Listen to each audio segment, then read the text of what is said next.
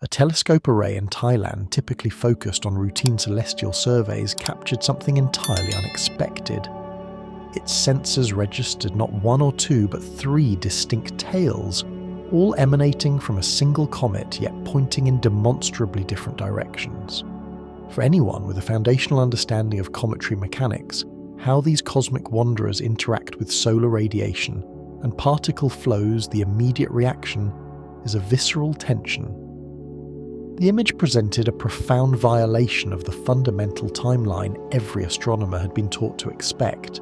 That so-called anti-tail, a sharp, almost impossibly linear beam of light pointing directly toward the sun, should by all established physics have long since faded, dispersed into the vast emptiness of space like smoke, dissolving into an open sky. Instead, it was sharper than observations taken a month prior, and alarmingly it appeared to be growing stronger. We are now merely 32 days from the comet's closest approach, 32 days from the moment when Comet C2023 A3 Tsuchinshan Atlas, or 3I Atlas, will make its nearest pass to Earth, a proximity that will see virtually every major telescope capable of observation time pointed squarely at this enigma. But here's the unsettling truth embedded within that image from Thailand. We are no longer observing the typical build-up phase of a comet's activity. We are witnessing what should unequivocally be its decline, the predictable winding down, the calming, the gentle fade that faithfully follows every comet's perihelion passage as it begins its long journey back into the frigid depths of the outer solar system. Except 3I Atlas, it seems, did not receive that memo, and the more precisely we scrutinise the data, the more profoundly we realise this isn't merely unusual. It constitutes a direct fundamental challenge to our established cometary models, demanding a re-evaluation of principles we once considered inviolate. To be clear about the nature of this observation, let's discard any notion of amateur blur. This is not some grainy, ambiguous photograph from a backyard setup. This is a precise, meticulously calibrated observation from a 26-metre robotic telescope operated by Tearsak Talawang in Rayong, Thailand. The image processing is impeccable, the resolution exceptional, and what it unequivocally shows is a triple tail configuration persisting simultaneously in a manner that, according to every textbook on cometary science, should simply not endure this long after perihelion. There is the ion tail, that familiar thin bluish streamer composed of ionized gases pushed directly backward by the relentless solar wind. Then there is the dust tail, broader and gently curved meticulously, tracing the arc of expelled heavier particles under the influence of solar radiation pressure. And finally, there is the anti-tail, that impossible spike of material pointing defiantly back toward the sun, almost as if the comet itself is actively defying the very forces that should be shaping its dissolution. Herein lies the profound significance far exceeding any fleeting space headline you'll encounter this month. This isn't just an oddity, it's a paradigm-testing object. Comets, by their very nature, are expected to be predictable. They follow patterns established and refined over centuries of meticulous observation. We understand the underlying physics. Solar radiation pressure pushes dust particles away while the solar wind strips ions and carries them downstream. When Earth's orbital path sometimes crosses a comet's orbital plane, we occasionally observe an anti-tail, a specific geometrical illusion created when larger, heavier dust particles lagging behind the nucleus appear from our unique perspective to point sunward.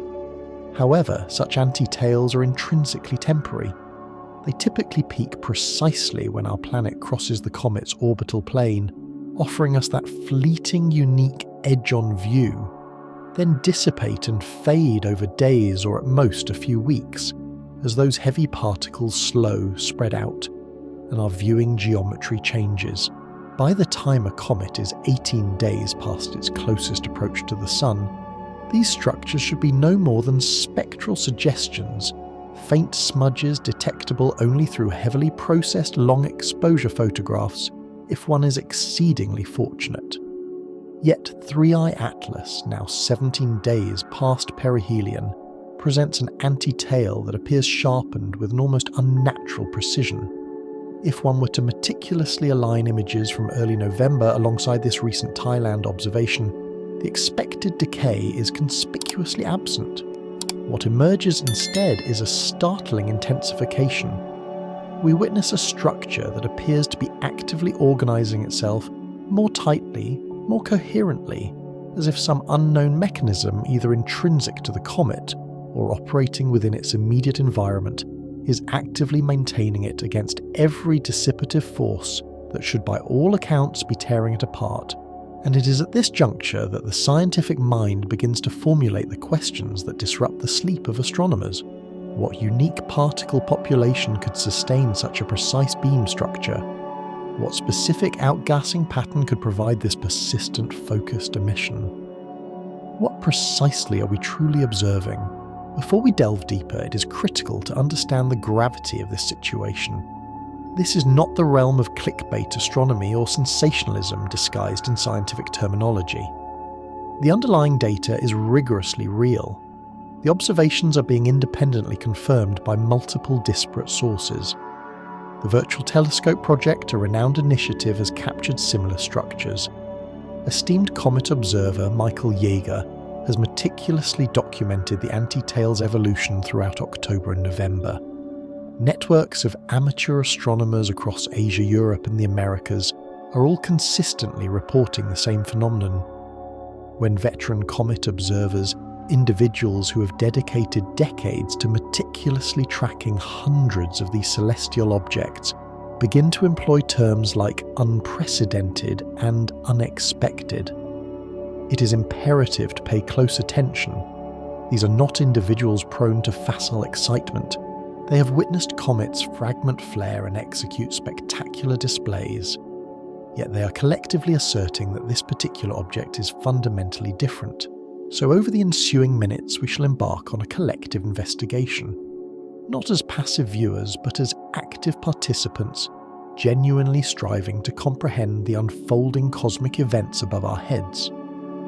We will first establish the baseline of normal cometary behaviour, allowing for a precise appreciation of why 3I Atlas's current state is genuinely anomalous. Subsequently, we will meticulously trace the timeline of 3I Atlas's behaviour since its perihelion passage. We will then rigorously examine the competing scientific explanations, because indeed natural hypotheses do exist, evaluating each with uncompromising scientific honesty. We will explore the implications of the upcoming December 13th closest approach for acquiring definitive answers. Finally, we will address why this phenomenon extends beyond the mere curiosity of one unusual comet, delving into how 3I Atlas is fundamentally revising our understanding, suggesting that interstellar space is far stranger and more cosmically diverse than our solar system-centric models had previously assumed. But first, I need a confirmation from you. If unexplained cosmic mysteries ignite your intellectual curiosity, if you are the kind of individual who seeks to understand the universe at a depth beyond superficial headlines, then I urge you to hit that like button immediately. This signals that you are here for the rigorous investigation, not the diluted version. And in the comments, please share, have you been tracking 3I Atlas since its initial appearance in our inner solar system? This narrative has been building for months, and those who have followed it closely have witnessed this perplexing pattern unfold. If you're just joining us, welcome. You're about to understand why this object compels astronomers to triple-check their data before even contemplating publication. Let's establish the foundational knowledge, for it is impossible to appreciate why three tails pointing in divergent directions defies expectation without first internalizing the standard predictable behavior of comets. Once that baseline is firmly grasped, the Thailand image transcends from merely interesting to this changes everything. So allow me to guide you through the intricate physics of cometary tails, after which we will revisit why 3I Atlas is in real time rewriting those very rules. Envision a comet as a colossal, dirty snowball, typically spanning perhaps 10 kilometers, hurtling through the vacuum of space on an elliptical orbit that periodically brings it into the sun's gravitational embrace, a cycle spanning decades or in some instances millennia. For the vast majority of its existence, it remains a frozen inert mass, a dark, irregular lump of ice and primordial rock drifting through the desolate reaches of the outer solar system, where temperatures plummet to near absolute zero. Yet, as it inexorably falls inward as the sun's radiant energy intensifies, a truly remarkable transformation commences. The embedded ices do not melt, they sublimate. They transition directly from a solid state to a gaseous one, entirely bypassing the liquid phase, a consequence of the complete absence of atmospheric pressure in the vacuum of space. And as these gases violently escape, they entrain vast quantities of dust particles, creating a luminous, expanding cloud around the nucleus known as the coma. Eventually, this dynamic process culminates in the formation of those magnificent tails, which render comets among the most breathtaking phenomena in our night sky. However, here lies a critical detail often overlooked: comets do not possess a single tail. They invariably exhibit two, and crucially these two tails form through entirely distinct physical mechanisms. The ion tail, also known as the plasma tail, emerges when the sun's intense ultraviolet radiation strips electrons from gas molecules, primarily water vapor, carbon monoxide and carbon dioxide, that are rapidly escaping from the nucleus. These now ionized particles become electrically charged. The solar wind, a relentless stream of charged particles continuously blowing outward from the sun at velocities of hundreds of kilometers per second, then seizes these ions and drags them directly away from the solar disk, always directly away. The ion tail functions much like a cosmic windsock, perpetually pointing straight downwind irrespective of the comet's orbital position. It typically displays a bluish hue because ionized carbon monoxide, a common constituent, emits light at specific wavelengths that our eyes and photographic sensors perceive as blue. Furthermore, it is often remarkably narrow, almost laser-like in some comets, due to these ions being channeled along the magnetic field lines embedded within the solar wind itself. The dust tail, by contrast, operates under a different set of physical principles.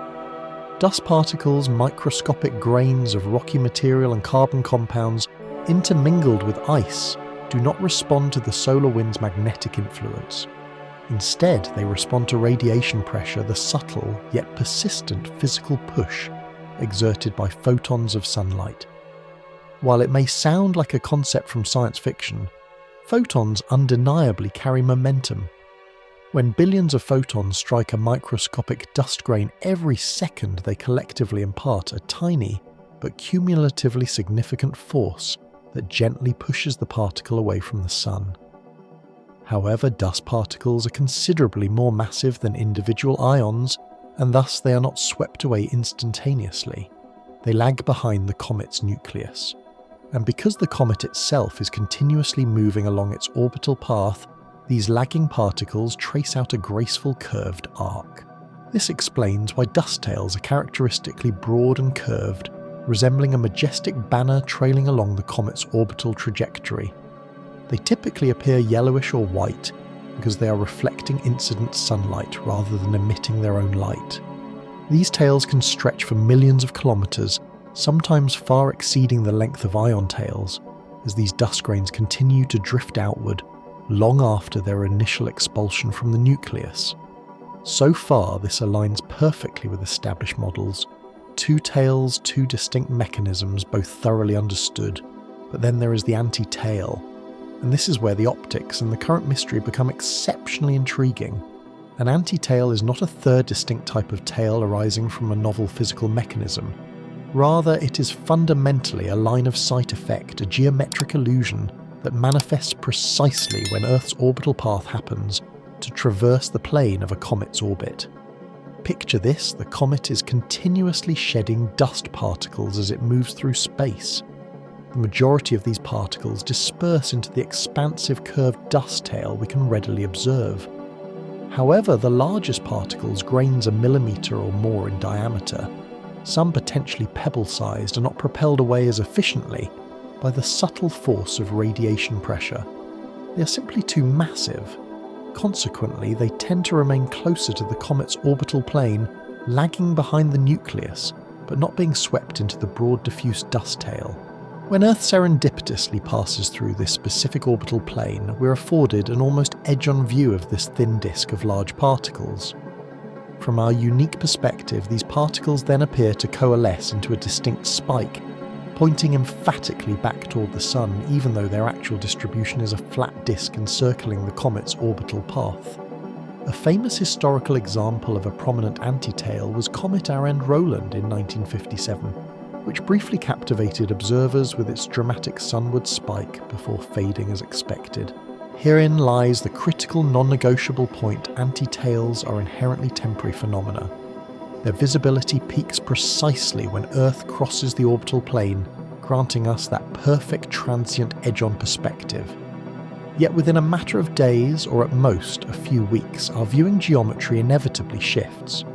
We drift either above or below the comet's orbital plane, and those very particles that conspired to create the illusion begin to spread out into a broader, fainter structure that gradually merges into the general dust tail, or simply dissipates into the background of interplanetary space. The particles themselves are also undergoing deceleration. Without a continuous potent force actively pushing them, they become susceptible to minuscule perturbations, gravitational tugs from distant planets, minute pressure variations within the solar wind, and even the faint frictional drag of interplanetary dust. They disperse, they spread. The tightly collimated beam structure invariably dissolves. In a staggering 99% of all observed comets, anti-tails remain visible for a maximum duration of perhaps 2 weeks, and even that is a generous estimate. By the time a comet is 2 or 3 weeks past its perihelion, particularly if it is receding from the Sun, these structures should be no more than archaeological remnants, ghostly traces utterly devoid of their former prominence. 3i Atlas is currently 18 days past its perihelion, and its anti-tail appears as if it has been sharpened with a razor's edge. This defies all conventional understanding. Consider it like observing dust settling after an explosion. In the initial seconds, one might discern distinct beams or jets, where the primary force was concentrated. However, given sufficient time turbulence and gravity, these forces take over. The dust inevitably disperses and the pattern blurs into obscurity. One would never expect to see a sharp, well-defined beam an hour later, unless some active, continuous mechanism were diligently maintaining it. In the context of comets, once perihelion has passed, once the peak solar heating has subsided, there exists no known natural mechanism that should actively maintain an anti-tail. The comet's outgassing activity is expected to decrease. Particle production should be declining. The existing particles are by definition spreading out. Every principle of post-perihelion physics dictates that the anti-tail should irrevocably fade. Thus, when 3i Atlas passed perihelion on October 29th, astronomers universally anticipated witnessing precisely that pattern.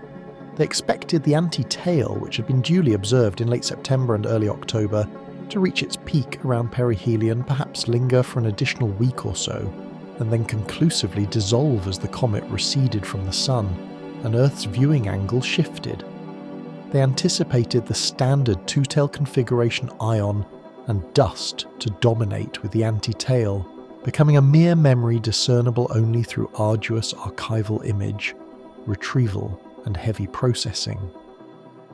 This expectation was not born of pessimism or a lack of imagination. It was the direct result of robust pattern recognition derived from centuries of cometary observations. We have meticulously watched thousands of comets. We possess a profound understanding of what transpires after perihelion. The celestial show invariably winds down, the tails retract. The comet gradually fades as it commences its long outward climb back toward the outer reaches of the solar system. 3i Atlas, however, did not adhere to the script, and this is precisely where our narrative pivots from textbook predictability into a genuine, compelling scientific mystery. Because when astronomers across the globe pointed their powerful telescopes at this object in early November, fully expecting to document its predicted fade, they discovered something that compelled them to re-verify their calibrations, scrupulously check their timestamps, and discreetly begin contacting colleagues with the urgent question, Are you seeing this too? Keep this baseline firmly in mind, the normal behaviour, the expected timeline, the physics that rigorously governs 99% of all comets.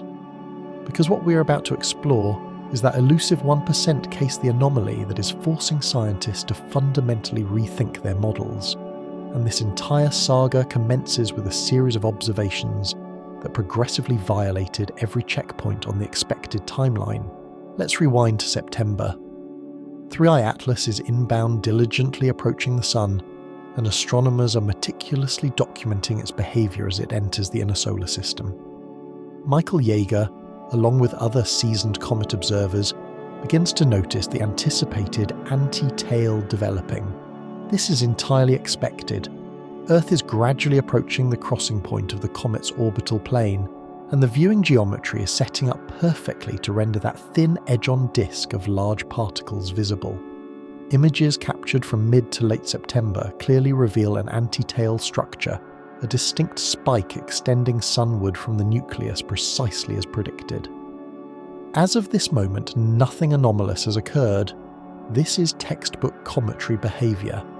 Observers are diligently documenting and measuring it, preparing for what they anticipate will be a spectacular display around perihelion, followed inevitably by the standard predictable fade. October 29th arrives. Perihelion, the precise moment of 3i Atlas's closest approach to the Sun. This is when the comet experiences its maximum solar heating, maximal sublimation, and consequently peak activity. And here, the first subtle surprise unfolds. Though understated enough not to immediately trigger alarm bells, the comet survives intact.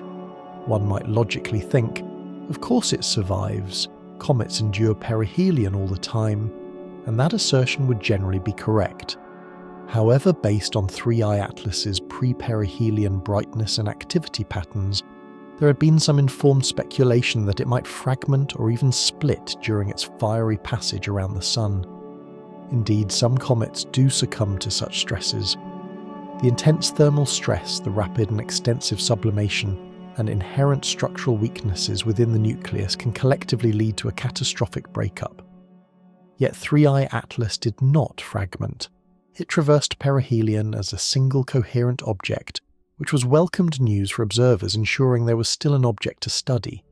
However, it also implied that the nucleus was either significantly more robust or possessed greater cohesive strength than some initial models had suggested. Now we transition into early November, and this is where the observed timeline begins, its pronounced deviation from all expectations. November 1st, November 5th, November 10th. Multiple observers strategically positioned across different continents are continuously imaging 3i Atlas as it recedes from the Sun, and the anti-tail stubbornly remains, not merely present but strikingly prominent. Images from the first week of November distinctly show a structure that is not noticeably weakened. Some observers even comment that it appears approximately as sharp as it did pre-perihelion, a state that is decidedly unusual, yet not at this precise moment unequivocally alarming. Perhaps the particle population is simply larger than normal, or maybe the viewing geometry is exceptionally favourable. There are always minor variations between individual comets. However, as we push deeper into November, reaching day 10, day 12, day 15 post-perihelion, the anticipated fading simply isn't occurring. On November 10th, the virtual telescope project skillfully managed by Gianluca Massi in Italy captures a stunning image of 3i Atlas, unequivocally showcasing all three tail structures, each clearly and distinctly defined. The ion tail streams away from the Sun textbook, perfect. The dust tail forms its characteristic gentle curve, and that anti-tail remains sharp and remarkably linear, almost as if it had been precisely drawn with a straight edge. Massi's accompanying commentary pointedly notes the unusual persistence. Other observers concurrently begin comparing their images, and a quiet yet increasingly urgent conversation commences within astronomy forums and email lists. Is anyone else seeing this? How much longer will this anti-tail last? Has anyone ever witnessed such persistent structure in other comets? The responses, though varied in phrasing, converge on a consistent theme. This is longer than usual. This is sharper than expected. And a definitive no, most comets do not maintain this kind of structure this far past perihelion. Then we reach November 13th through 15th. And this is when the now famous Thailand observations emerge. Tiasak Talawang, operating from Rayong with a 26-metre telescope, benefits from excellent viewing conditions. The subsequent image processing brings forth a level of detail that causes veteran observers to pause, to stop scrolling and to look again. Because what these images reveal isn't merely persistence, it's an undeniable intensification. The anti-tail doesn't appear to be fading. If anything, it looks more defined than it did 2 weeks prior. Its boundaries are crisp. The structure remains coherent, and it appears to extend farther from the nucleus than some earlier observations suggested. One can retrieve the September images and meticulously compare them side by side with the November 15th Thailand image. The cognitive dissonance is profound because every principle of physics dictates that this structure should be moving in the opposite direction, fainter, more diffuse, blending into the background, not sharper, not stronger. To contextualize this with precise figures, not because the exact numbers are paramount to our discussion, but because they eloquently illustrate the critical timescale, we're just over 2 weeks past perihelion when these Thailand images are captured. 18 days represents an eternity in cometary timescales for anti-tail persistence. Most extensively studied, well-documented anti-tails fade significantly within a single week. By 2 weeks, they are barely detectable. By 18 days, one would typically require aggressive image processing and extended exposures to even hint at their presence.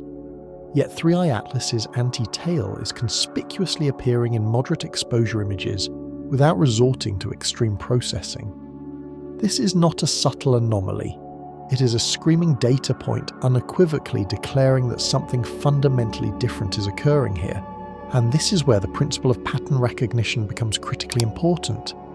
In every previous interstellar object we have meticulously studied, and it is crucial to admit we had only definitively confirmed 2. Prior to 3i Atlas, we've observed behaviour that largely conforms to our established models, albeit with some minor variations.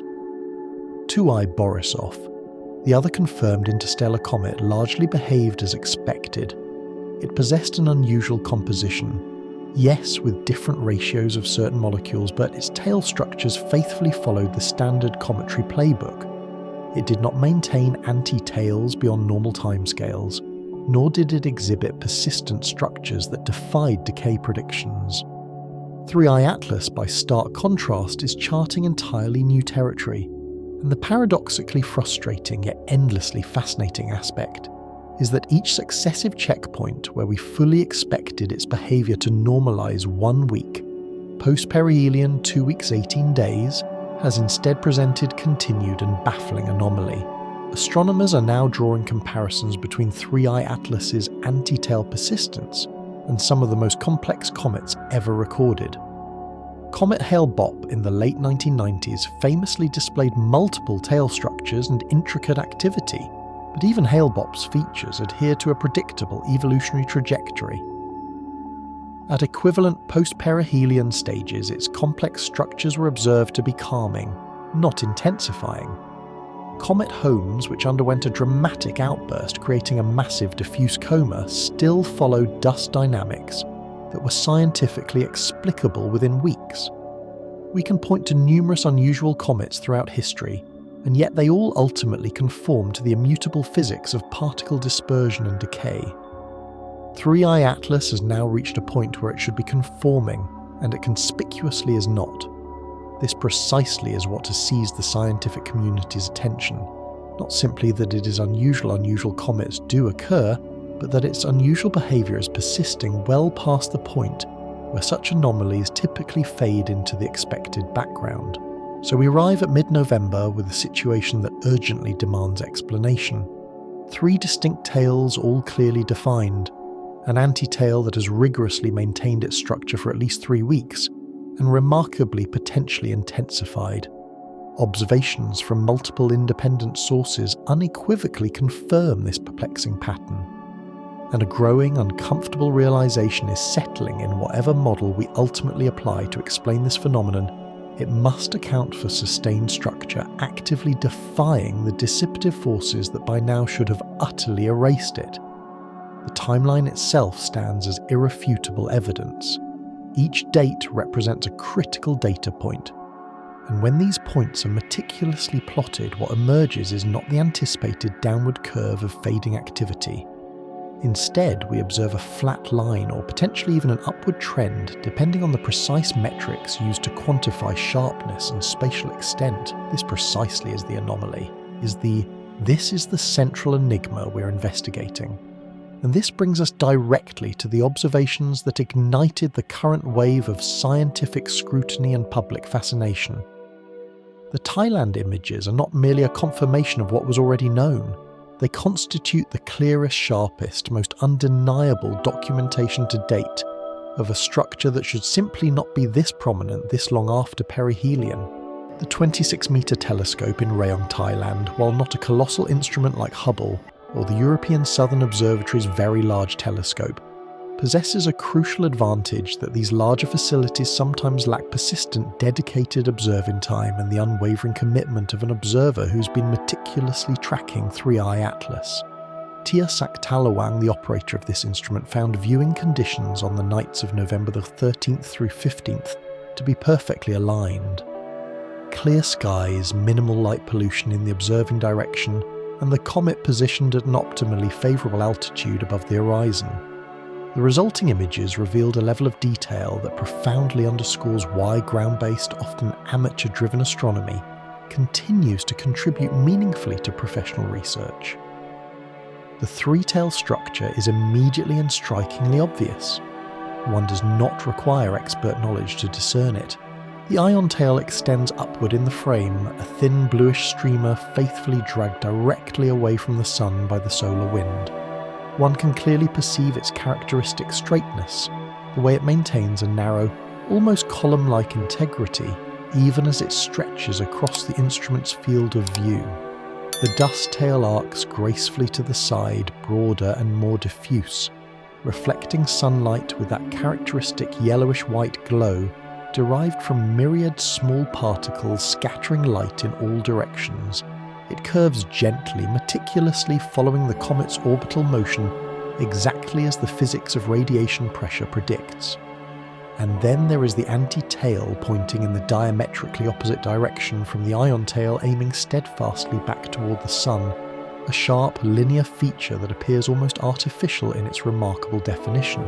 But beyond mere image quality, what imbues these particular Thailand observations with exceptional value is the unique viewing geometry afforded by Thailand's latitude. This provided a subtly different perspective compared to contemporaneous European or North American observations. While parallax is negligible over these vast distances, the comet is sufficiently far that observers across Earth essentially share the same macroscopic view. Local atmospheric conditions, light pollution, and the angle of the object above the horizon significantly impact image quality. Thailand's tropical latitude meant that Comet Atlas was positioned higher in the sky, traversing less atmospheric mass, a factor that inherently reduces distortion and light scattering. This translates directly into sharper images and enhanced detail within the tail structures. And what that heightened detail now reveals is critical internal structure within the anti-tail itself. Upon closer inspection of the processed images, one discerns that the anti-tail is not perfectly uniform. Subtle, yet undeniably real brightness variations are evident along its length. Some sections appear marginally brighter, suggesting denser concentrations of particles. Crucially, the edges where the anti-tail meets the black backdrop of the night sky are remarkably sharp. This sharpness is profoundly significant, because diffuse structures such as randomly spreading clouds of particles do not possess sharp edges. They fade gradually and indistinctly into the background. Sharp edges conversely strongly suggest collimation, a focusing mechanism, something that is actively confining particles to a relatively narrow beam instead of allowing them to disperse spherically. This is what is so visually striking about these images. The anti-tail appears organised. It appears that a specific structure is being actively maintained against the natural overwhelming tendency of particles to disperse. Now let us explicitly contrast what astronomers fully expected to observe in mid-November versus what these images unequivocally demonstrate. The expectation was straightforward. By 18 days post-perihelion, any anti-tail structure should be a faint, barely discernible remnant, potentially requiring extended exposures and intensive processing to detect its faintest traces. The ion and dust tails conversely would remain prominent, as these are sustained by ongoing activity as the nucleus continues its outgassing even while receding from the Sun.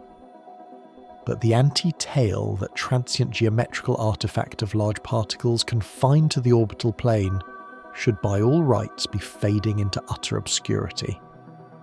What the Thailand images instead show is an anti-tail that visually dominates the frame almost as much as the other two tails.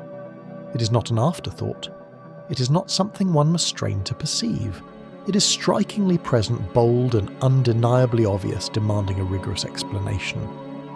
Comparative analysis with earlier observations renders this even more striking. Retrieve Michael Yeager's meticulous images from late October, precisely around perihelion. The anti-tail is present, clearly defined exactly as expected for that stage.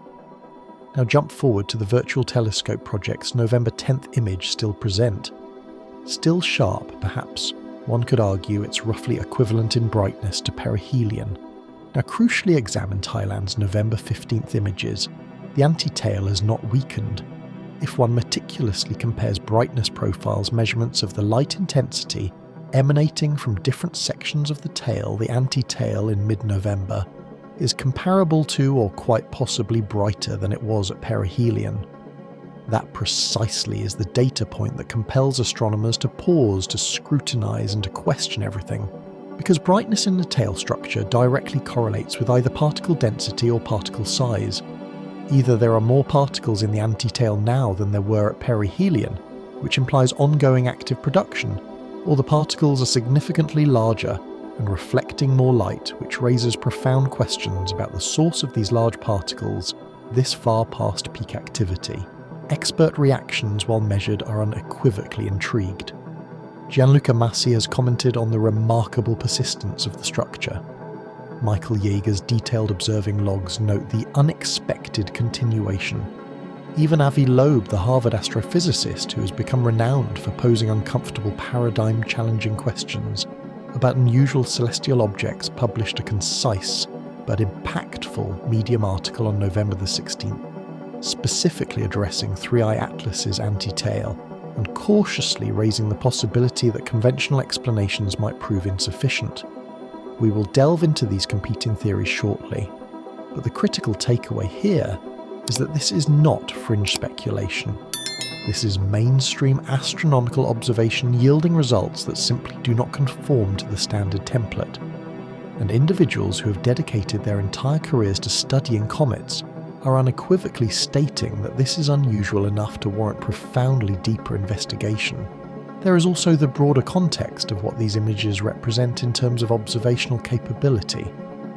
We are privileged to live in an era where dedicated amateur astronomers, equipped with relatively modest equipment, can capture data of a quality that would have required professional observatories just a few decades ago.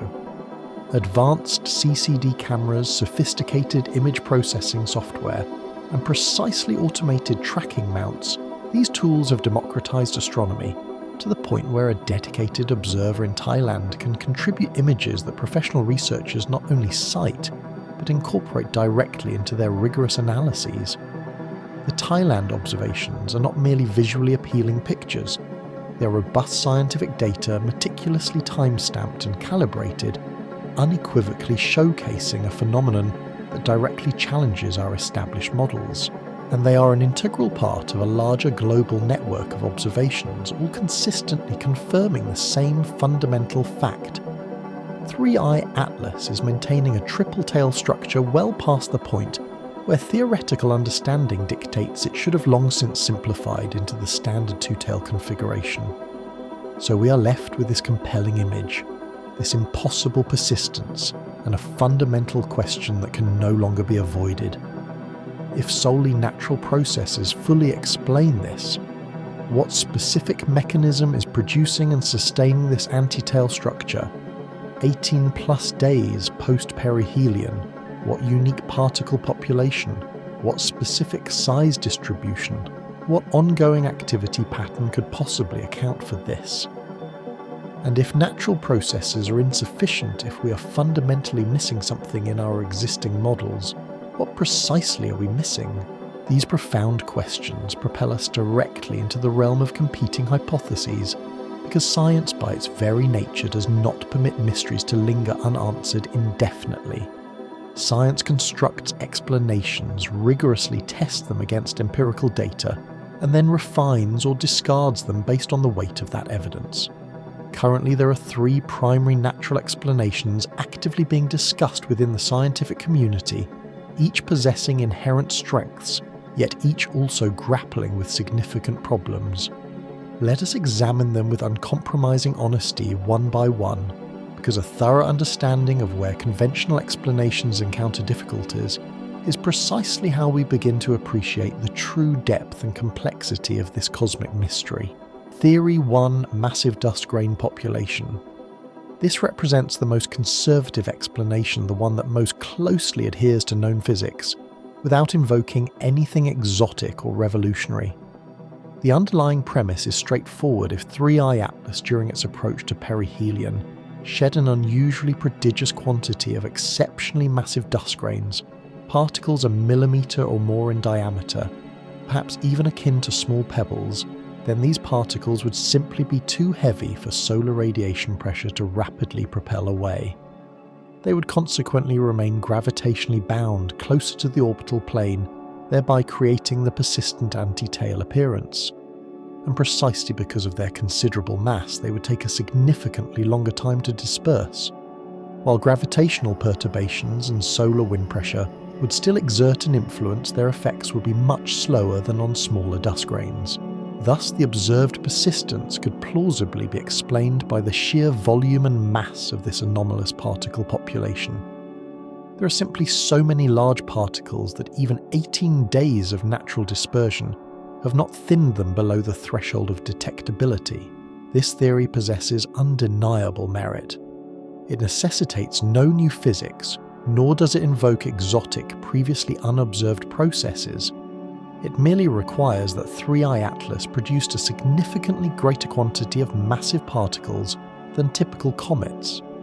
And indeed, there is precedent for comets exhibiting unusual dust production. Some comets are inherently dustier than others, possessing higher ratios of solid particles to gas.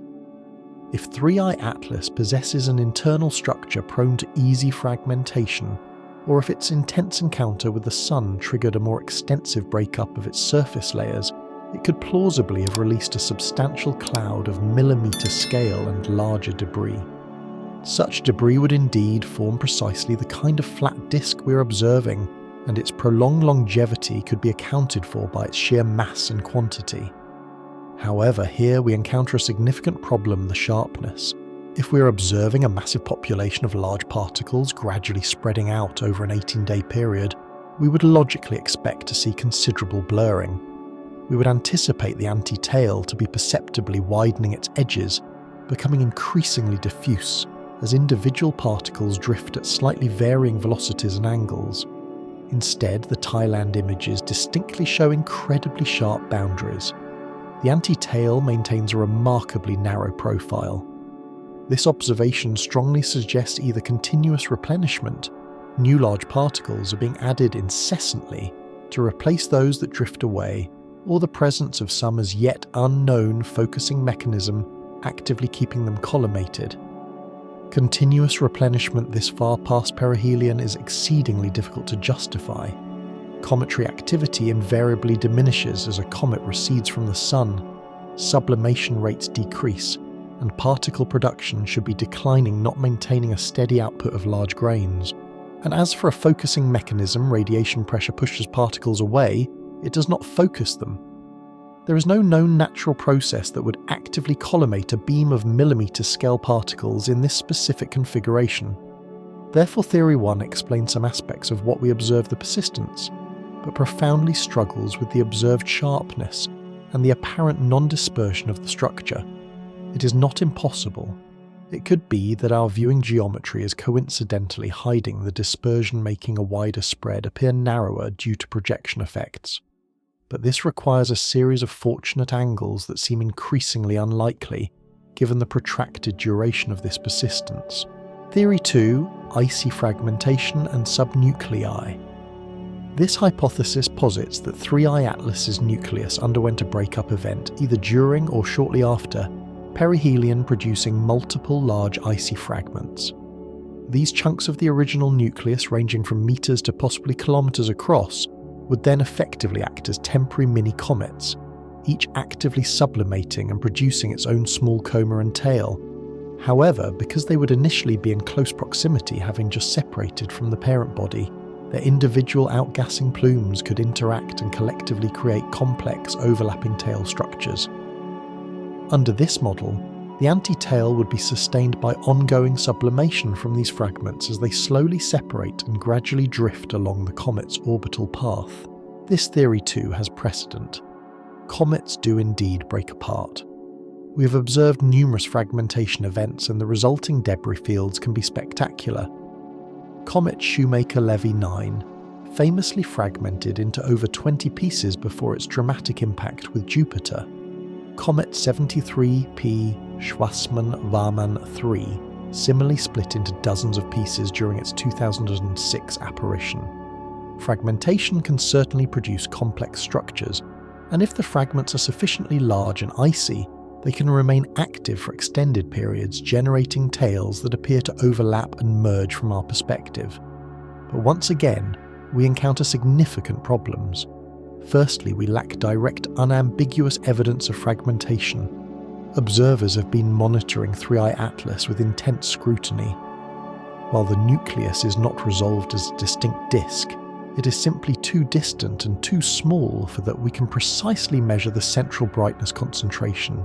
If the nucleus had indeed split into multiple fragments, we would expect to observe multiple brightness peaks and high-resolution images, or at the very least a distinct elongation of the central condensation. The observations, however, consistently show a single compact nucleus. This does not entirely rule out fragmentation. Smaller fragments could be too faint to detect individually, but it renders large-scale breakup considerably less likely. Secondly, the sharpness problem persists. If we are observing outgassing from multiple independent fragments, we would anticipate irregularities, patchiness, and discernible variations in brightness and structure, as different fragments contribute varying amounts of material at different times. Yet the anti-tail appears remarkably smooth and continuous, not like a composite of several disparate sources. There is also a crucial timing issue.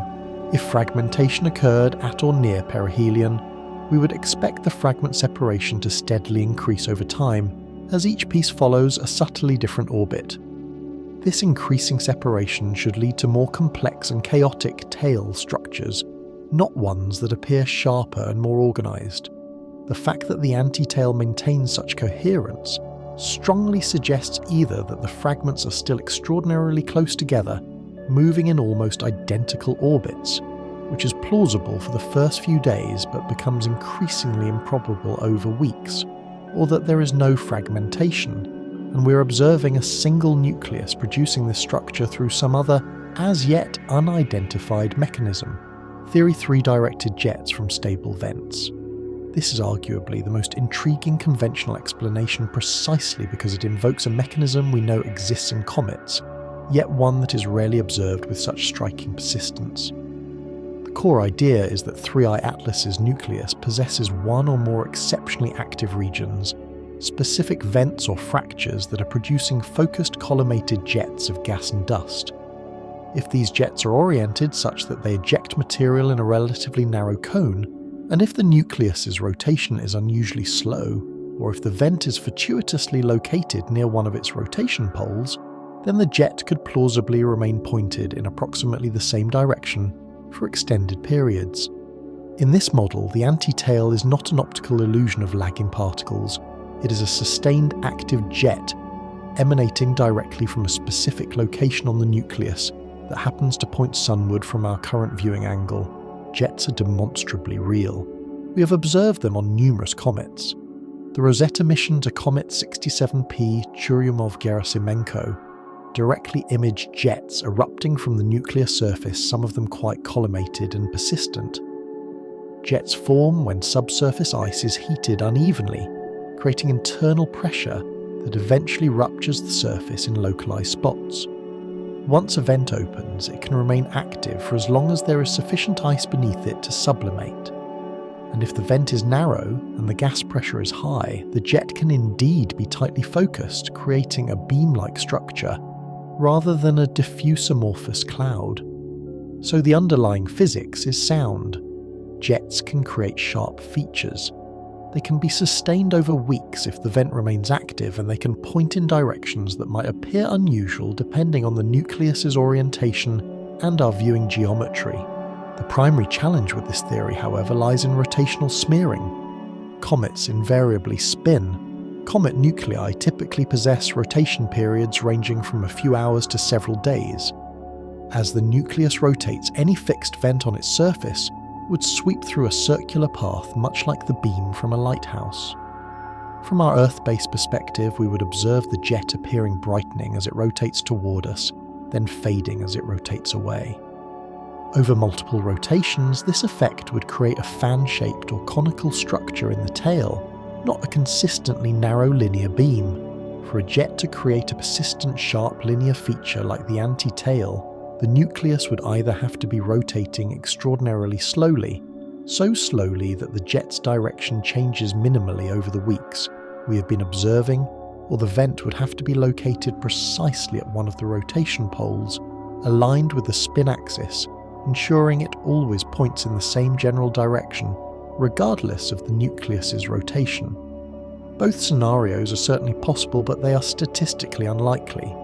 Slow rotation is not entirely unheard of, but most comets spin relatively rapidly due to the gravitational stirring they have experienced from countless planetary encounters over millions of years.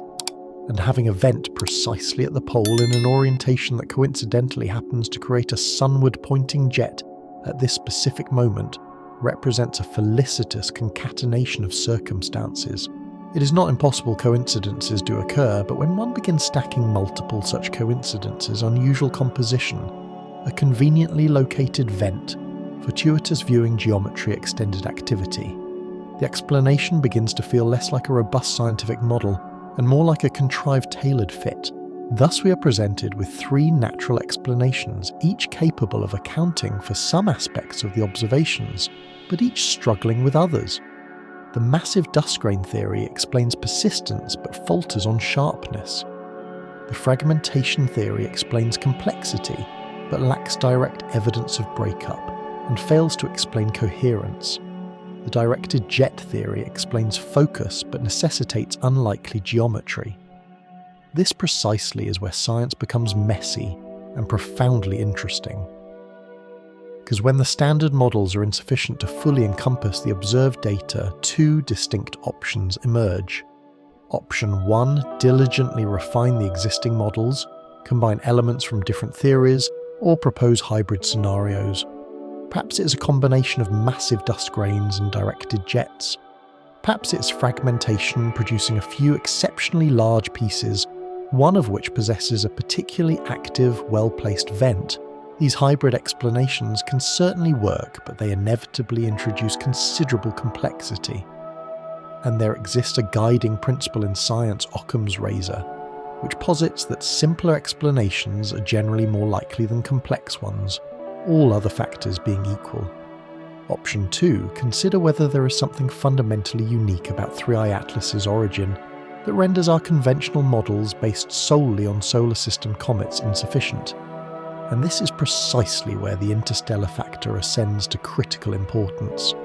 Because 3I Atlas did not originate within our solar system. It formed in an entirely distinct stellar environment, potentially billions of kilometers from a different star under conditions that might have been radically divergent from the primordial nebula that birthed our own sun and planets. And if its composition is truly exotic relative to solar system comets, if it contains an inventory of ices and materials we rarely encounter, then its observed behaviour might also be fundamentally exotic. This is not mere speculation for the sake of drama. It is a scientifically valid and necessary consideration, because a profound understanding of 3I Atlas's cosmic provenance and its implications for its intrinsic makeup is absolutely essential for rigorously evaluating the applicability of our conventional theories. When 3I Atlas was first identified as interstellar, a status unequivocally confirmed by its hyperbolic orbit tracing back to origins entirely outside our solar system, it became the third verified visitor from the unimaginably vast space between stars. The first, of course, was Oumuamua, that enigmatic elongated object that tumbled through our inner solar system in late 2017, moving with a velocity and trajectory too strange to have originated solely from the Sun's gravitational influence.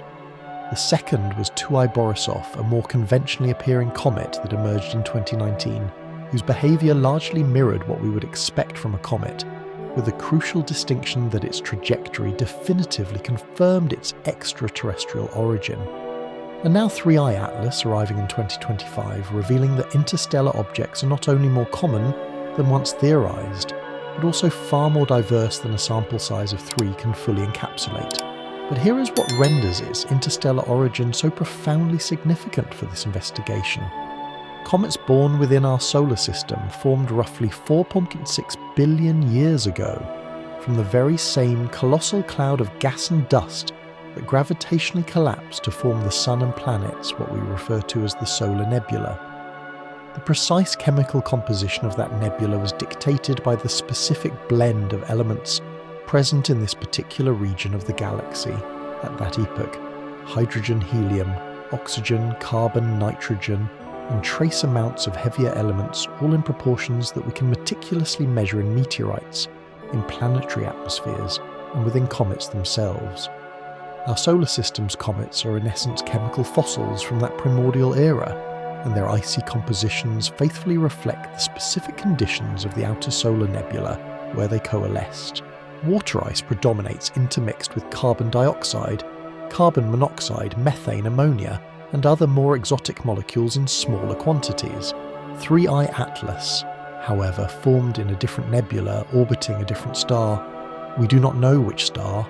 Its trajectory does not cleanly trace back to any nearby stellar system, implying it has been wandering through interstellar space for potentially millions of years after being gravitationally ejected from its birth system by interactions with nascent planets. But regardless of its specific birthplace, the conditions there were demonstrably different. The stellar nebula surrounding its parent star possessed a distinct chemical composition, experienced different temperatures, and was governed by different dynamic processes. This fundamental difference means that 3I Atlas's internal makeup could be significantly divergent from the comets we've studied for centuries. It might harbour ices we rarely encounter. It might contain dust grains with unusual mineralogy. It might possess structural properties, porosity layering, cohesive strength that differ fundamentally from the comets we are accustomed to.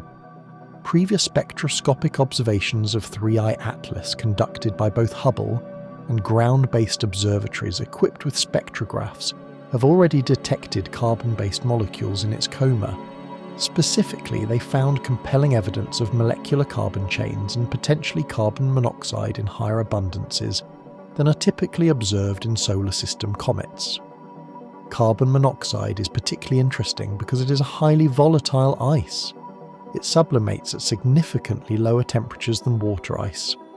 While water ice requires warming to approximately 200 Kelvin before it begins to sublimate, substantially carbon monoxide commences sublimation below 100 Kelvin. If 3I Atlas indeed formed in an exceptionally frigid region of its natal stellar system, consider the outermost reaches 100 or more astronomical units from its parent star, it could have incorporated vast quantities of carbon monoxide and other super volatile ices that solar system comets do not contain in such abundance. Why does this specific detail matter for the anti-tail mystery? Because super volatile ices fundamentally alter the activity profile of a comet. A comet rich in carbon monoxide would initiate outgassing much farther from the Sun than a water-dominated comet.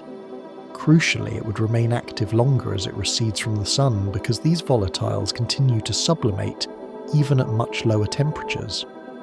Furthermore, the gas pressures generated by sublimating carbon monoxide differ from those of water, which profoundly affects how dust particles are ejected and accelerated. If 3I Atlas possesses a core exceptionally rich in carbon monoxide ice, it could plausibly be producing sustained outgassing even now, just over 2 weeks past perihelion, at a level that water-dominated comets simply would not sustain. That ongoing outgassing could be continuously feeding the anti-tail replenishing particles and actively maintaining its structure against the relentless forces of dispersion. There is also the equally pertinent question of dust composition. Spectroscopy not only elucidates the composition of gases, it can also reveal crucial information about the solid particles within the coma and tails based on how they scatter and absorb light at different wavelengths. Some preliminary analyses of 3I Atlas's dust suggest it might be carbon-rich, more organic material, less silicate rock than typical solar system comets. Carbon-rich dust behaves differently under radiation pressure. It absorbs light differently, reflects light differently, and its thermal properties uniquely affect how quickly particles cool or heat as they traverse space. If the anti-tail particles are indeed composed of unusual carbon compounds, they might be cohering differently, clumping into larger aggregates or maintaining density through some intricate process. We do not fully comprehend simply because we have never before had the opportunity to study this precise material. Thus, the exotic composition hypothesis is profoundly compelling. It does not necessitate abandoning known physics. It merely requires acknowledging that the material inventory of 3I Atlas might exist outside the range we have thoroughly characterized through centuries of observation. Our current models of cometary behavior are built upon thousands of observations, yet every single one of those observations pertains exclusively to solar system comets. We have studied precisely 2 interstellar comets in detail prior to this one, and 2I Borisov, while chemically fascinating, was largely too faint during most of its apparition to provide the level of detailed observation we are currently achieving with 3I Atlas. We are in essence constructing an entirely new category of astrophysical knowledge, and 3I Atlas represents only the 3rd data point. Drawing broad conclusions from such a small sample size is inherently risky, but equally risky is assuming that our solar system-based models apply universally to objects from profoundly different stellar environments. But and this is a critical caveat, even exotic composition has its inherent limits. Super volatile ices can indeed explain sustained activity.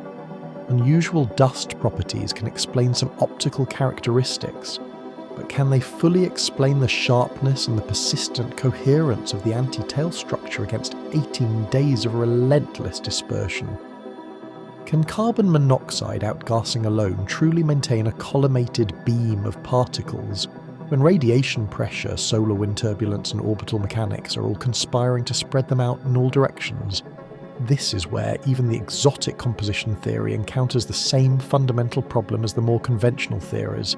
It provides a plausible mechanism for ongoing activity which is valuable, but activity alone does not guarantee structure. One requires a distinct focusing mechanism, a compelling reason why these particles remain confined to a narrow beam, rather than diffusing outward in all directions as they do in the broader, more diffuse dust tail.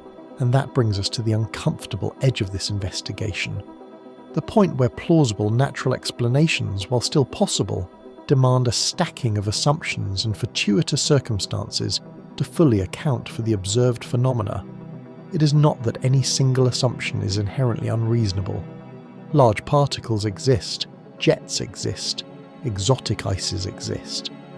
But when one requires all of them together in precise configurations at specific times to explain one perplexing feature of one comet, the explanation begins to feel less like a robust generalizable model and more like a highly tailored, perhaps even ad hoc fit. And it is precisely at this juncture that scientists operating with intellectual honesty begin to ask the next level of questions, not because they desire to abandon natural explanations, but because rigorous scientific inquiry demands the consideration of all possibilities when standard models demonstrably struggle. This is precisely where the commentary of Avi Loeb becomes particularly pertinent, and it is crucial to frame this correctly. Loeb is a tenured professor of astronomy at Harvard University, a former chair of the astronomy department, with a distinguished research career spanning black holes cosmology and high-energy astrophysics. He is not a fringe figure. He has, however, gained prominence in recent years for publicly advocating that the scientific community adopt a more open stance toward considering non-natural explanations for anomalous objects, particularly in the context of Oumuamua, which he has controversially argued could potentially have been artificial, rather than a natural comet or asteroid. His specific position regarding Oumuamua remains highly controversial, and the vast majority of astronomers disagree with his definitive claims. However, his broader philosophical point that science must follow the evidence, even when that evidence leads to uncomfortable or counterintuitive conclusions, is philosophically sound and essential for intellectual progress.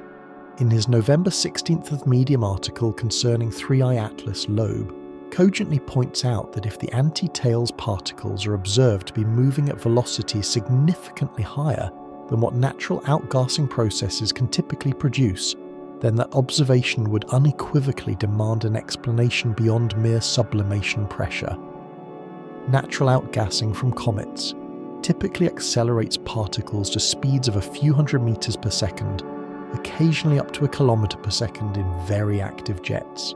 If, however, precise spectroscopy were to measure velocities in the range of multiple kilometers per second, that observation would begin to look less like gas pressure and more like something else entirely. Loeb cautiously suggests that one possibility unequivocally worth investigating is whether such anomalous velocities could be explained by artificial propulsion, perhaps a directed energy source. Essentially, he is not making a definitive claim about the answer. He is articulating a hypothesis that should be testable through precise velocity measurements, and he argues that science must be willing to rigorously test it.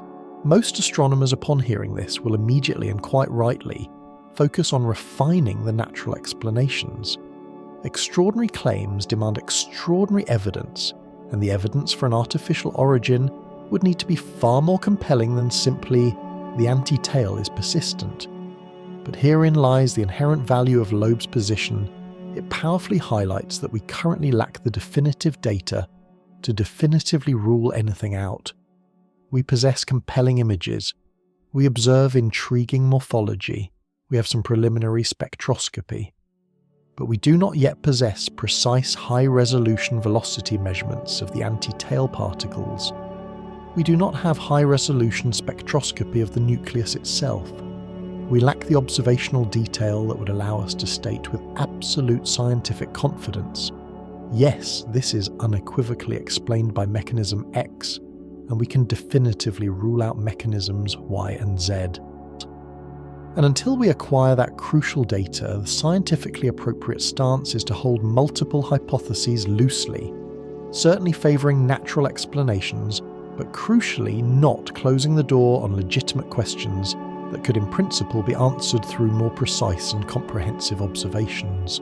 So where does this leave us with an interstellar comet whose exotic origin provides plausible mechanisms for unusual behaviour, but whose specific anti-tail characteristics still push the very boundaries of what those mechanisms can easily explain?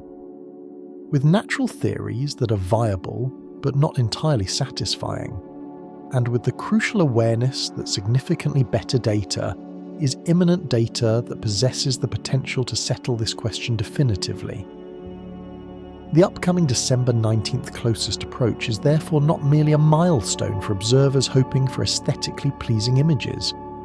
It represents an unprecedented scientific opportunity to gather the precise high-fidelity measurements that could unequivocally distinguish between these competing explanations.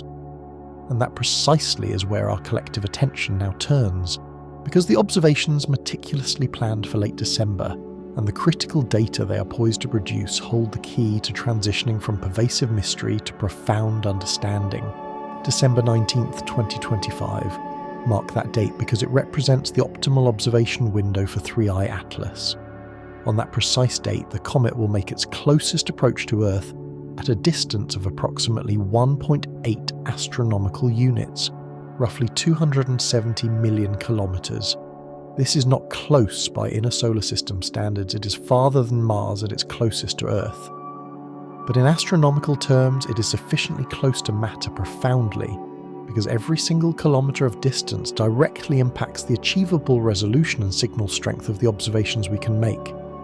And between now and that pivotal date, every major telescope that can possibly be scheduled, every observatory with available time allocation, is being tasked with scrutinising this object with unprecedented rigour. The absolute priority is spectroscopy, specifically high-resolution spectroscopy, meticulously designed to measure the velocities of particles within the anti-tail and the other tail structures. Here is precisely how that intricate process works. When particles move, their emitted or reflected light undergoes a phenomenon known as the Doppler shift. If they are moving toward us, the light shifts subtly bluer toward higher frequencies. If they are moving away from us, it shifts redder toward lower frequencies. By meticulously taking a spectrum of the comet's tails and precisely analysing the wavelengths of emission lines from ionised gases and reflected light from dust, astronomers can calculate with remarkable accuracy how fast those particles are moving and in what specific direction. This is not a rough estimate. With state-of-the-art spectrographs, one can measure velocities to within tens or even hundreds of meters per second.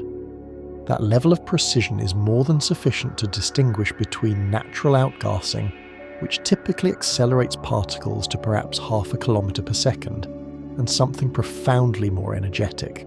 If the spectroscopy unequivocally shows that anti-tail particles are moving at speeds entirely consistent with sublimation pressure, that outcome would strongly support the natural explanations.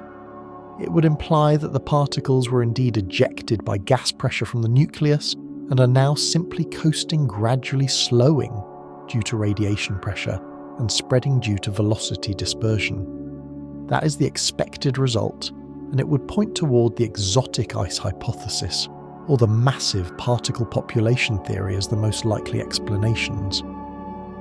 The mystery would not be entirely solved. We would still need to understand the perplexing sharpness of the structure, but it would significantly narrow the field of plausible explanations. If, however, the spectroscopy reveals higher velocities that simply cannot be explained by gas pressure alone, that scenario would open an entirely new array of profound questions. What unknown mechanism is actively accelerating those particles?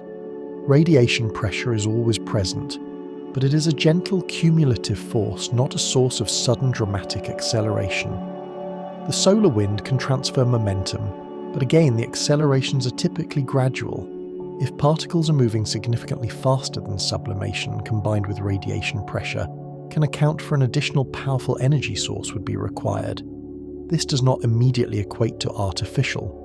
It could signify an internal process we have not yet fully understood, perhaps electrostatic charging and repulsion, where particles accumulate an electric charge from solar UV radiation and then actively repel each other, thereby gaining velocity. This is a known phenomenon on airless bodies, or it could indicate jets with exceptionally higher than expected gas velocities due to some unusual thermal process occurring deep within the nucleus. The crucial point is that anomalous velocities would demand a deeper level of investigation, and they would certainly justify more exotic hypotheses being taken seriously. Beyond spectroscopy, rigorous photometry, the precise measurement of brightness changes over time will be critical. If the anti-tail exhibits consistent brightening dimming, or displays periodic variations, that data will directly inform us about the particle production rate and potentially reveal the nucleus's rotation period.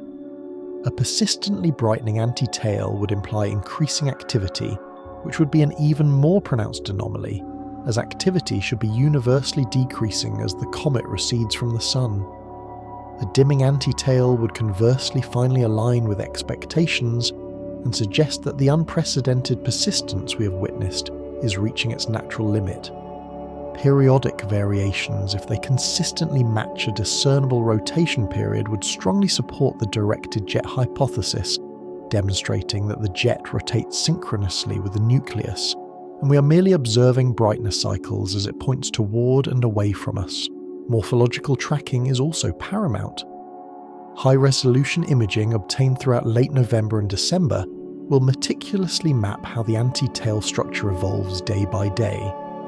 Does it stubbornly maintain its sharp collimated profile, or does it finally begin to blur and widen? Does it fragment into distinct filaments or segments, which would suggest particle streams with differing velocities?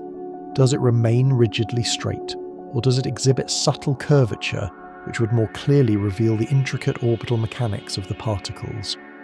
These are questions that time series imaging will definitively answer, and each answer will rigorously constrain the range of possible explanations.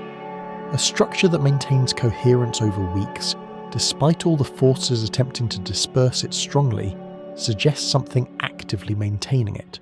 A structure that finally begins to break down in December would suggest that we have merely been observing the slow, drawn-out decay of an exceptionally large particle cloud, and that its persistence was simply a matter of sheer volume and mass overwhelming the typical dispersion rates. Multi-wavelength observations will add yet another crucial layer of understanding. Observing the comet in radio wavelengths can detect the presence of specific molecules such as carbon monoxide and methanol that emit characteristic radiophotons when they are excited by sunlight.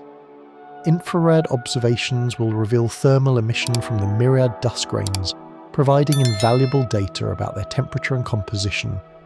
Ultraviolet observations will highlight the populations of ions and can map the intricate interactions with the solar wind. Each specific wavelength provides a different indispensable piece of the puzzle, and collectively they will construct a comprehensive multi-dimensional picture of what is truly transpiring. If radio observations consistently show strong carbon monoxide emission emanating from the precise direction of the anti-tail, that evidence would strongly support the hypothesis of ongoing sublimation of volatile ices actively feeding the structure. If they do not, that would suggest the anti-tail is primarily composed of dust, and that the particles were expelled earlier and are now simply coasting. The observatories actively participating in this unprecedented campaign include the European Southern Observatory's Very Large Telescope VLT, which possesses some of the most advanced spectrographs on the planet. Ground-based networks such as the Las Cumbres Observatory Global Telescope Network, with telescopes strategically positioned around the globe, will provide continuous, uninterrupted tracking of the comet. Space-based platforms like the Hubble Space Telescope may also contribute provided observing time is allocated. Hubble's schedule is notoriously heavily booked, but interstellar objects are often granted priority given their extreme rarity. Even smaller observatories and dedicated amateur networks are contributing invaluable imaging data, providing continuous monitoring that helps identify any short-term changes or sudden outbursts. This is a truly coordinated global effort, and the data is being shared in near real time through astronomical telegrams and circulars, enabling observers worldwide to rapidly refine their strategies based on what others are discovering. December 19th marks the peak observational opportunity, but the critical observation window extends from now through early January. By mid-December, preliminary results from the high-resolution spectroscopy should begin to appear in astronomical telegrams, brief urgent announcements that share key findings long before full peer-reviewed papers can be written. By early January, sufficient data will have been meticulously analysed to begin drawing firm, scientifically robust conclusions, and by late January or February one can confidently expect to see comprehensive papers submitted to prestigious journals presenting a full analysis of three-eye atlas's perplexing behaviour during this apparition. That timeline means we are mere weeks away from acquiring definitive answers, not months or years. The scientific process is moving with astonishing speed, because the target is inherently time-sensitive. Comets inevitably fade as they recede from the Sun, and the window of opportunity to gather high-quality, high-resolution data is inherently limited. The implications of each possible outcome are worth careful consideration. If the data unequivocally confirms natural processes, exotic ices, unusually large particles, or sustained directed jets, then 3i Atlas will become a pivotal case study in the astonishing diversity of interstellar objects, and a stark reminder that our existing models must accommodate a significantly wider range of compositions and behaviours than previously assumed. That outcome, while perhaps less dramatic, is profoundly valuable. It will meticulously refine our understanding. It will enhance our ability to predict and interpret future interstellar visitors. If, however, the data reveals something that simply does not fit any current natural models, if velocities or structural characteristics defiantly defy known physical mechanisms, then the scientific conversation will undergo a profound shift. More exotic natural processes would be rigorously proposed and tested, and if even those prove insufficient, the door then opens cautiously but firmly to truly novel explanations which would be extraordinary, yet also extraordinarily exciting for. It would signify that we are learning something fundamentally new about the very fabric of how the universe operates. Thus, the upcoming observations are not solely about the enigma of 3i Atlas. They are fundamentally about how science rigorously investigates mysteries. They are about the intricate, demanding process of gathering empirical evidence, meticulously testing hypotheses, and iteratively refining our understanding.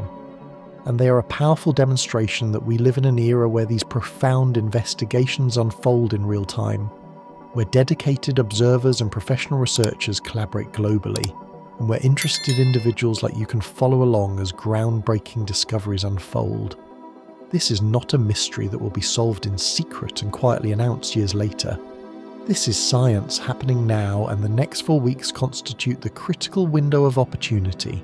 Which brings us to the broader overarching context, because 3i Atlas, while a single object represents the nascent beginning of an entirely new field in astronomy, the systematic study of interstellar objects as a diverse population, not merely as isolated curiosities. And that in itself is a profound shift in perspective that deeply matters for how we conceptualize our place within the vastness of the cosmos. When Oumuamua unexpectedly raced through our inner solar system in October 2017, it marked the first confirmed interstellar object humanity had ever detected. Prior to that pivotal moment, interstellar visitors were purely theoretical constructs. We understood conceptually that they must exist. Stellar systems inevitably form with far more comets and asteroids than they can gravitationally retain, and powerful gravitational interactions periodically eject countless objects into the immense void between stars. Calculations strongly suggested that interstellar space should be sparsely yet vastly populated, with wandering debris from billions of different star systems, a truly galactic population of rogue worlds, comets and asteroids all drifting unbound to any particular star. But theory is one thing, empirical detection is another, and until Oumuamua we had never definitively seen one. Oumuamua was a profound shock for multiple reasons, its apparent elongated shape possibly cigar-like or pancake-like depending on interpretation. Its highly unusual light curve, the way its brightness fluctuated as it tumbled, was unlike any asteroid or comet previously observed, and critically, it exhibited a small but precisely measurable, non-gravitational acceleration, a tiny persistent push that could not be fully explained by solar radiation pressure alone. That inexplicable acceleration ignited a heated debate that continues to this day, with the majority of scientists attributing it to outgassing from volatile ices, effectively recategorizing Oumuamua as a comet, despite its complete lack of a visible tail, while a vocal minority including Avi Loeb argue that the available data is consistent with an artificial origin, perhaps a light sail or debris from alien technology. the debate remains unsettled, and it will likely remain so unless we detect another object with similar enigmatic characteristics and can study it with greater thoroughness. 2R Borisov arrived in August 2019, and it was strikingly different from Oumuamua in almost every conceivable way. It presented itself unambiguously as a comet, a visible coma, a clear tail and behaviour that matched established cometary models reasonably well. Its chemistry was indeed unusual in some respects, exhibiting different ratios of carbon monoxide to water than solar system comets typically show, but not so unusual that it completely defied explanation within the framework of known physics. 2I Borisov thus became the crucial proof of concept that interstellar comets exist, and that they can be studied effectively with the same suite of tools we employ for solar system comets. However, it remained relatively faint throughout most of its passage, severely limiting the level of detail we could extract. High-resolution spectroscopy was immensely challenging, and direct nucleus imaging was impossible. It remained a point source. We learned, but we were still significantly data limited. 3I Atlas, arriving in 2025, is the third confirmed interstellar object, and it is now providing an unprecedented level of observational detail that we simply did not obtain from its two predecessors. It is sufficiently bright to be studied spectroscopically with high fidelity. It is sufficiently active to display clear, prominent tail structures. Its trajectory brought it through the inner solar system at an angle and timing that affords us months of invaluable observing opportunity, not just a fleeting few weeks. In many crucial ways, 3I Atlas is proving to be the ideal interstellar object for rigorous study, bright active, exceptionally well positioned, and displaying behaviour that is unusual enough to impart new knowledge without being so utterly bizarre that we cannot make any scientific sense of it at all. What 3I Atlas is teaching us transcends its specific anti-tail mystery. It is teaching us unequivocally that interstellar objects are remarkably diverse. 3 objects, 3 profoundly different presentations. Oumuamua was inert, or nearly so, with no obvious tail, possibly rocky or possibly icy, but with volatiles that sublimated without visible dust. 2I Borisov was a relatively standard comet, chemically interesting but behaviourally normal. 3I Atlas is actively cometary, but exhibiting structures that persist longer and appear sharper than our current models predict. If we extrapolate from these 3 compelling examples, the clear implication is that the population of interstellar objects is remarkably heterogeneous. There is no single typical interstellar visitor. They arrive with different compositions, different sizes, and different activity levels, faithfully reflecting the astonishing diversity of the stellar systems from which they originated. This inherent diversity is profoundly scientifically valuable, because it directly reveals the vast range of planetary formation conditions that exist across our galaxy. Each interstellar object is in essence a direct physical sample from another star system. We cannot physically visit those systems. Even the nearest stars are light years away, utterly unreachable with current technology. But interstellar objects visit us. They bring their unique chemistry, their structural properties, and their cosmic stories meticulously encoded in ice and rock. By studying them, we are engaging in comparative planetology on a truly galactic scale. We are learning that some stellar systems produce highly carbon-rich comets, while others yield more rocky bodies. Some eject objects early in their formation, thereby preserving primordial compositions. Others eject objects after billions of years of evolution, carrying the complex chemical signatures of processed material. The anti-tail mystery of 3I Atlas, regardless of its eventual definitive explanation, is revealing critical gaps in our existing models. Our current cometary physics is meticulously built upon solar system comets, which represent merely one sample of formation conditions, the specific environment of our own solar nebula, 4.6 billion years ago. That is effectively one solitary data point in the unimaginably vast phase space of possible planetary system chemistries. 3I Atlas is demonstrating that comets originating from other systems might not behave in the same predictable manner. They might possess different inventories of volatile compounds. They might exhibit fundamentally different dust properties. They might respond to solar heating and radiation in ways that do not align with our current predictions, precisely because our predictions were never rigorously tested against objects from those vastly different cosmic environments. This is not a failure of science. This is science working precisely as intended. Models are inherently refined when empirical observations do not match theoretical predictions, and the refined models are invariably superior, more general, more capable of explaining a wider range of phenomena. Looking forward, the study of interstellar objects is poised for an exponential explosion. The Vera C. Rubin Observatory, currently under advanced construction in Chile, will soon commence full operational service.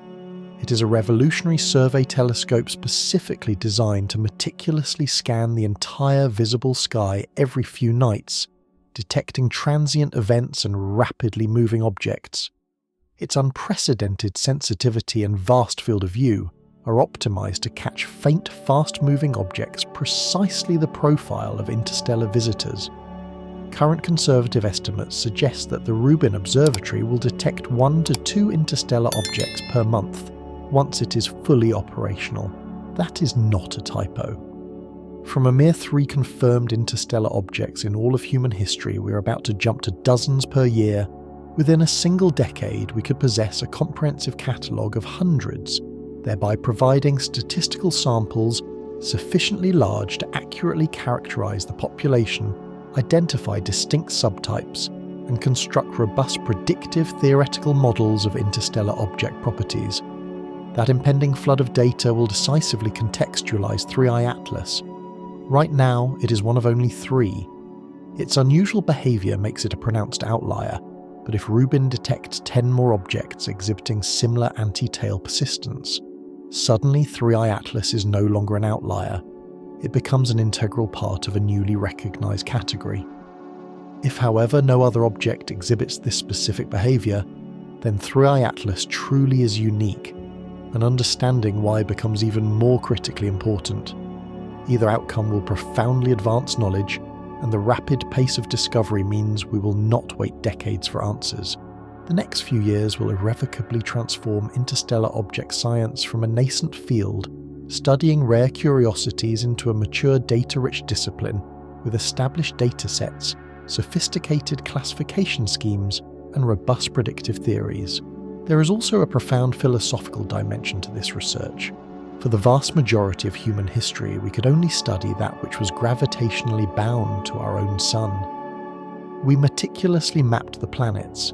We catalogued asteroids and comets in solar orbit. We inferred the existence of the Oort cloud from long-period comets inexorably falling inward.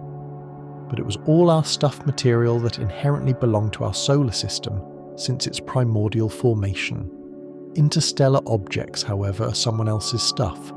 They are cosmic refugees from other stellar systems carrying invaluable information about places we cannot reach. Every interstellar object is in essence a message in a bottle, cast into the vast cosmic ocean by the intricate dynamics of another world.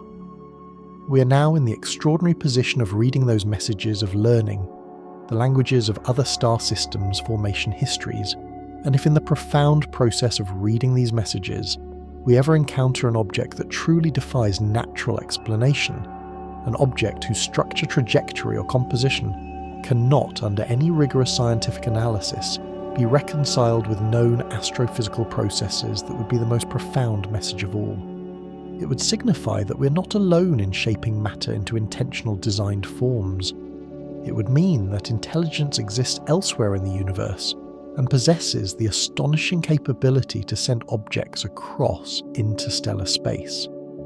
That is not the expected outcome for 3I Atlas or any other object we have detected thus far.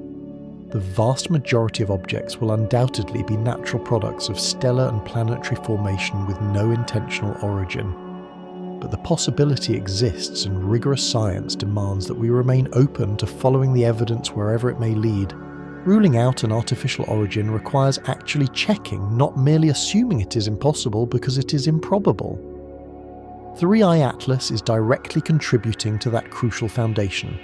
Every precise measurement, every detailed spectrum, Every high-resolution image adds to our burgeoning library of what interstellar objects actually look like and how they behave. That library will become the indispensable reference for evaluating future detections. When Rubin eventually finds an object with an unusual acceleration, we will meticulously compare it to 3I Atlas and to 2I Borisov and to Oumuamua.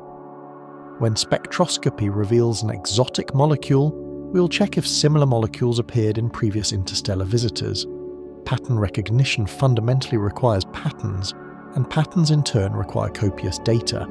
We are actively building that dataset now in real time, and everyone following this compelling story is witnessing the early chapters of a field that will undeniably define 21st century astronomy.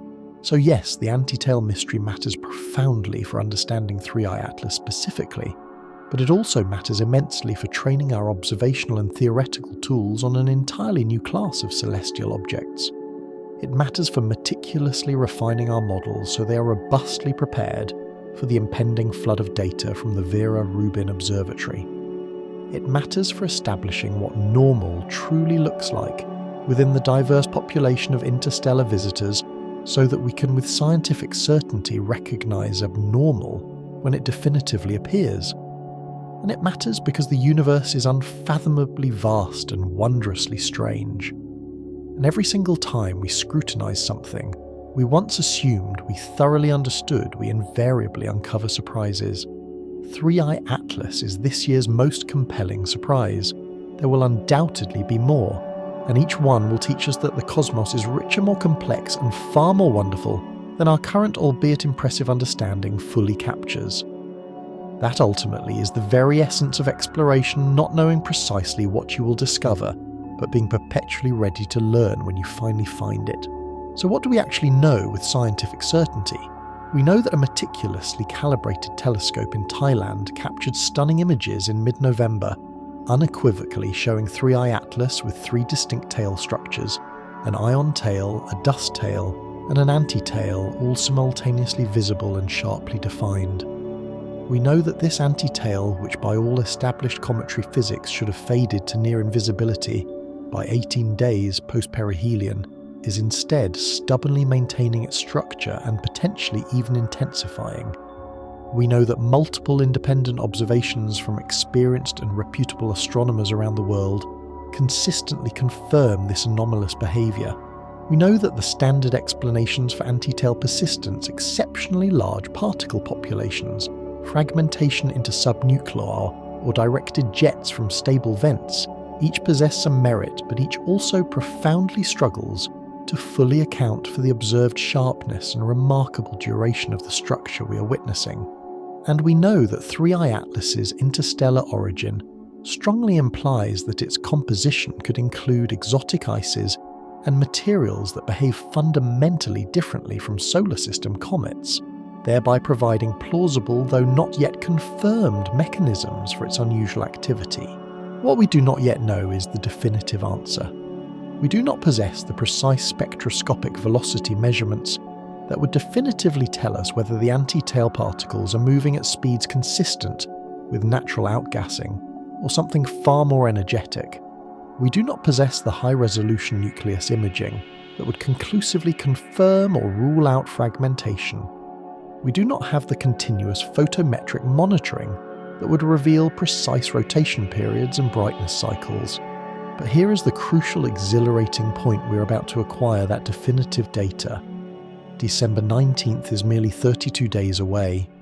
Every major telescope capable of being tasked is being pointed at this enigmatic comet. The observation campaign is meticulously coordinated, comprehensive, and specifically designed to provide unambiguous answers to the profound questions the anti-tail raises. By early January, we will possess preliminary results. By late January or February, comprehensive peer-reviewed analysis will be published. This cosmic mystery has a timer counting down. Regardless of the ultimate outcome, 3I Atlas has already accomplished something of immense scientific importance. It has rigorously challenged our long-held models. It has compelled astronomers to fundamentally reconsider assumptions about post-perihelion behaviour in comets, particularly interstellar comets, with potentially exotic compositions. It has provided an invaluable case study that will be extensively referenced in future research on cometary dynamics and interstellar object characterization. And it has powerfully demonstrated that the nascent field of interstellar object studies is not merely theoretical. It is vibrantly observational, intensely active, and currently producing puzzles that demand serious, rigorous investigation. Whether the final explanation is mundane or extraordinary, the demanding process of investigating this comet is irrevocably advancing our understanding of how comets truly work, what interstellar visitors are truly like, and how science in its highest form approaches anomalies. There is something profoundly human about following a mystery like this in real time. We are not reading about a discovery made decades ago and neatly summarized in sanitized textbooks. We are witnessing science unfold live. We are seeing the raw observation stream in the scientific discussions passionately unfold, the hypotheses proposed and rigorously tested, and we are an integral part of that process, not as passive consumers of information, but as engaged observers who understand enough to deeply appreciate the stakes. You now possess a comprehensive understanding of what comets normally do. You understand precisely why anti-tails are typically temporary phenomena. You know the detailed timeline of 3I Atlas's anomalous behaviour, and why each checkpoint where it should have faded instead becomes another compelling data point, favouring the conclusion that something genuinely unusual is occurring. You comprehend the competing theories, and where each one demonstrates strengths or weaknesses. You are now intellectually equipped to follow the crucial December observations and accurately interpret what they mean when the results are finally announced. That precisely is the invaluable outcome of delving deeply into a topic like this. Surface-level coverage might simply tell you, "Weird comet has 3 tails," and stop there. Deep investigation, however, tells you why that is weird, what the profound implications are, what scientific measures we are actively taking to investigate, and what the possible answers might genuinely be. It transforms you from a mere headline consumer into someone who truly understands the science, someone who can critically evaluate claims and discern when evidence robustly supports a conclusion versus when uncertainty still reigns.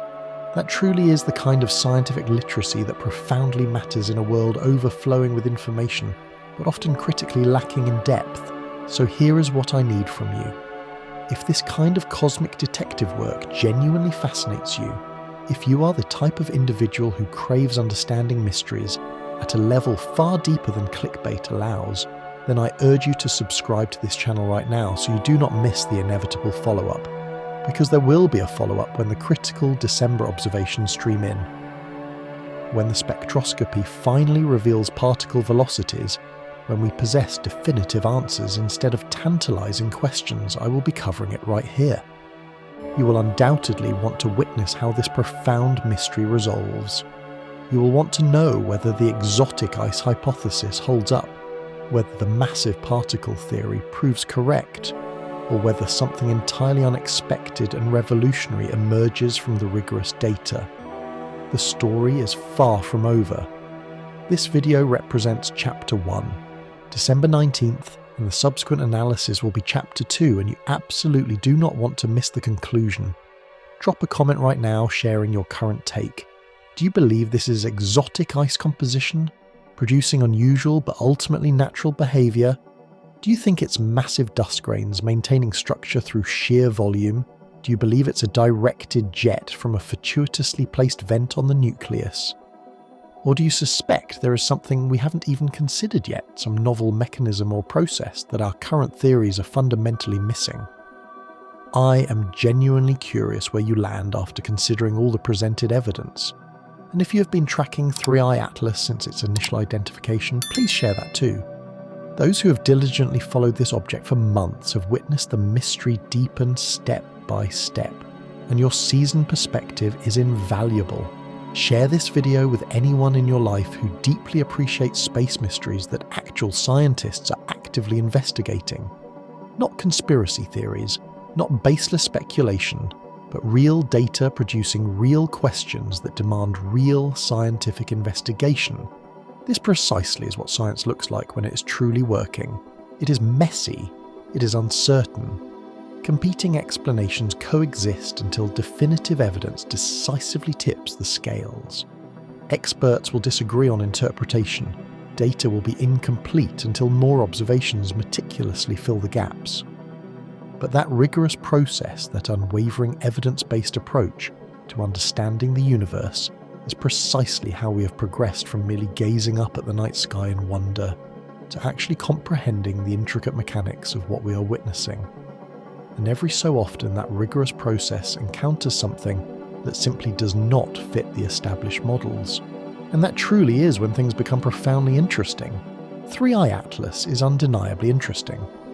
Its persistent anti-tail is defying expectations in a manner that simply cannot be dismissed as measurement error or observer bias. Multiple independent confirmations from reputable sources, utilizing diverse equipment, unequivocally establish that this phenomenon is real. The fundamental question now is what underlying mechanism explains it. And 32 days from now, when the comet makes its closest approach, and every available telescope captures data meticulously designed to answer that question, we will be watching. We will be analysing. We will be learning. And if you are subscribed, you will be here with me as we meticulously break down what that crucial data ultimately reveals. December 19th. The comet arrives at its optimal observation distance. The world's most advanced telescopes are ready. The spectrographs are precisely calibrated. The observation schedules are rigorously set, and in the pivotal weeks following the data will pour in precise velocity measurements, intricate brightness, curves, distinctive spectral signatures, and the detailed evolution of its morphology. That data will either definitively confirm natural explanations or compel us to fundamentally expand the very range of scientific possibilities. Either outcome is invaluable. Either outcome will teach us something profound about comets, about interstellar objects, and about the fundamental workings of the universe itself. And either outcome is something you will want to understand in depth, not merely as a fleeting headline, but as someone who meticulously followed the investigation from its initial mystery through its ultimate resolution. So stay curious, stay engaged. Keep asking those profound questions. Science does not yet possess all the answers, but it possesses a rigorously proven method for finding them. And that method is being applied right now with unwavering focus to Three-Eye Atlas. We're going to learn something truly profound from this comet, whether it is about exotic ice chemistry, unusual dust dynamics, or something entirely unexpected. And when we do, when the answer finally emerges from the data, it will be deeply satisfying. Not because it confirms what we wanted to believe, but because it will be the truth verified, tested, and robustly supported by empirical evidence gathered through careful observation and rigorous analysis. That is the enduring promise of science. That is precisely why we investigate mysteries instead of merely speculating about them. And that is why this story matters far beyond just one comet with an unusually persistent anti-tail. It matters because it is a powerful reminder that the universe still holds countless surprises, that our models, however sophisticated, are good but never perfect, that there is always more to learn. Three-Eye Atlas is teaching us that profound lesson right now, and 32 days from now, the next pivotal chapter of that lesson begins. I will see you then, and until that moment, keep looking up, keep questioning, and keep digging deeper than the surface allows, because that precisely is where the real understanding lives.